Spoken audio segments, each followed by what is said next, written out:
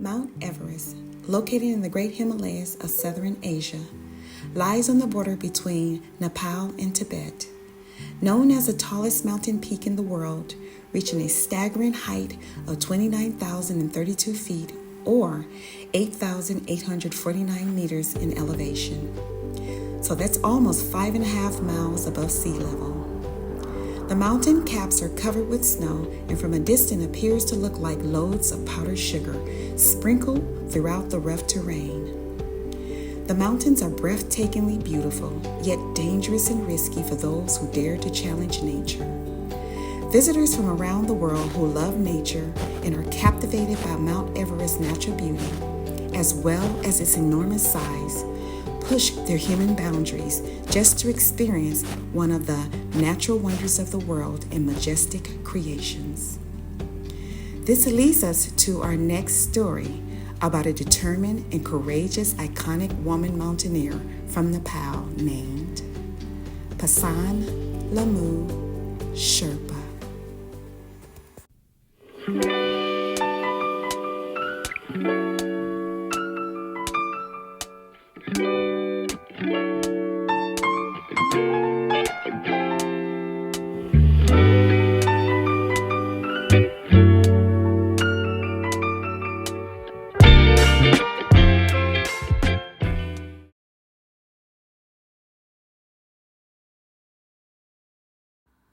Before we tell Pasan's story, it is important to explain what's the meaning of the name Sherpa. Sherpas are highly skilled and experienced mountain climbers who help guide and prepare the route for foreign climbers up Mount Everest.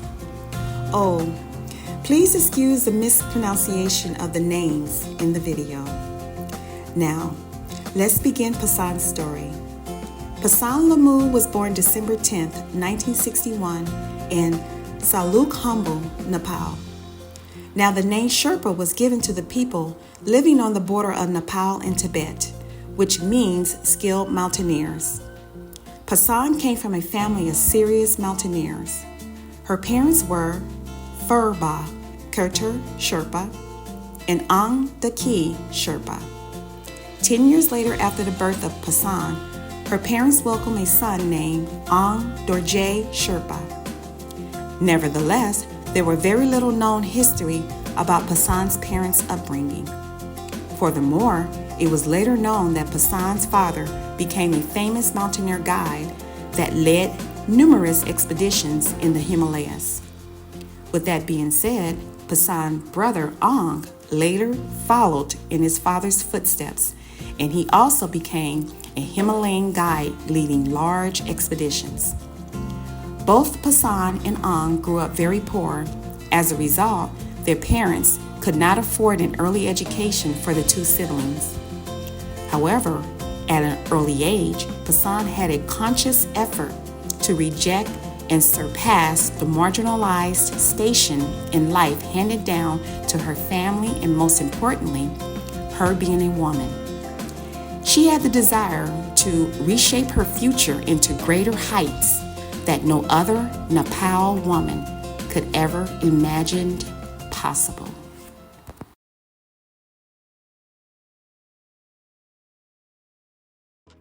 Pasan, now a young woman, was not thrilled about an arranged marriage planned by her parents. Strong-willed and knowing what she wants in life, Pasan managed to run away secretly from her village with the man she truly loved, Lakapal Sanam Sherpa. Against her parents' wishes, they later eloped. The couple later welcomed two daughters, Dawar Futi Sherpa, Diki Sherpa, and a son named Namgao Sherpa. In addition, Pasan and her husband owned and operated a successful trekking and guide business in Kathmandu.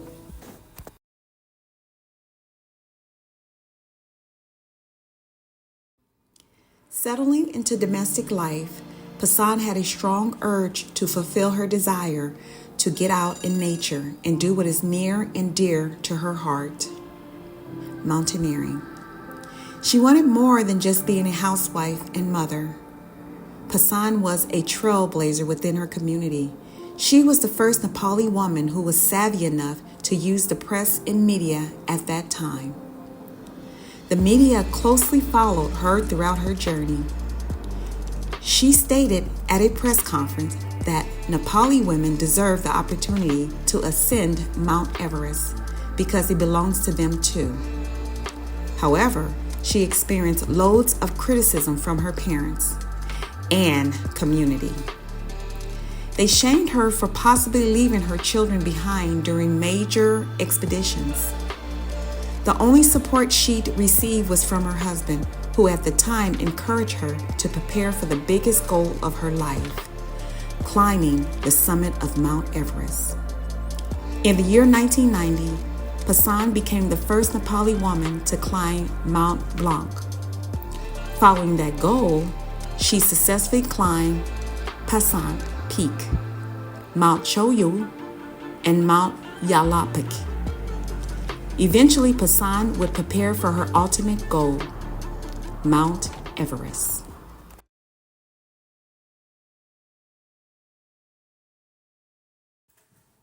In the year 1993, on a clear, bright morning, Pasan and a team of 10 climbers, she and her husband organized, called the Nepali Women's Expedition, began their ascent to the top of Mount Everest. Pasan, being one of the leaders of the team, managed to maintain a safe pace and time due to the thin oxygen level along the mountain to the top of the summit. The team broke up into two groups. On their way up the summit, Pasan noticed one of her male teammates appearing weak and slow. Not to mention, the teammate later began coughing up blood. Pasan knew the expedition was in trouble. However, in spite of the danger, the male teammate and the rest of the climbers continued the trek up the summit. Eventually, weak and exhausted, Pasan reached the highest peak in the world, Mount Everest. She and the rest of the expedition headed down the mountain with the seriously ill teammate in tow. Pasan herself is now also feeling ill and only had a little energy to continue down the mountain. In the meantime, the sick teammate is gravely ill now and could not continue his descent down the mountain.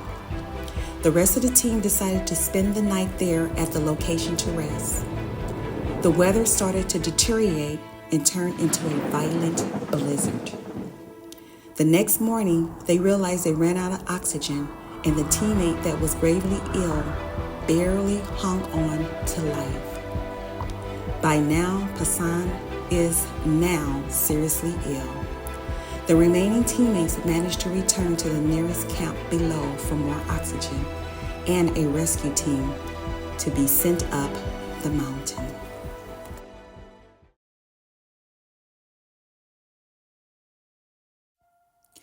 That evening, at the campsite, Pasan's husband was alerted by the remaining climbers who had returned to the camp below about Pasan and the fatally ill teammate she was attempting to save by deciding to stay by his side.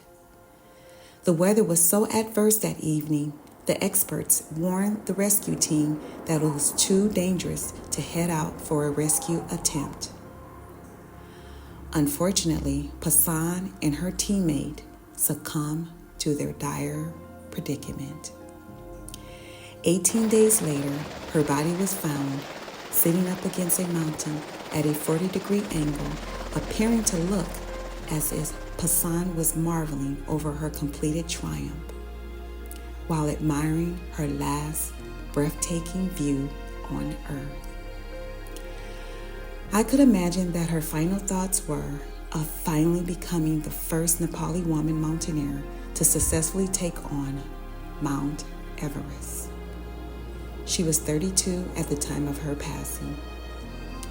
Sadly, Pasan's fatally ill teammate, who had accompanied her during her final moments, his body was never recovered.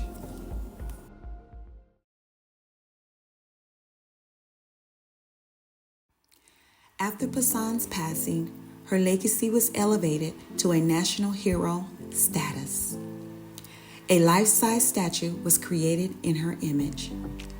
She was also memorialized with a postage stamp with her name and image displayed on the front. Later, a major highway was renamed after the famous lady mountaineer. The Ministry of Agriculture in Pasan's homeland honor her with a unique strand of wheat named after her called the Pasan Lamu wheat. One of Nepal's many mountains was also renamed called Pasan Lamu Chu Lai by the government. Pasan Lamu Sharpa, here are your lovely flowers.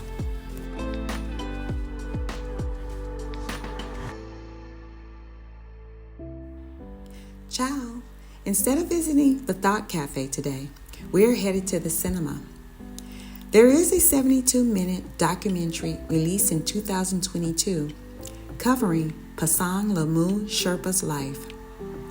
The title is In the Shadow of Everest, directed by Nancy Stevenson. Please support Pasan's legacy, her foundations, the Sherpa community in Nepal, and her remaining family. You may Google for more information. So, this is the finale of this story.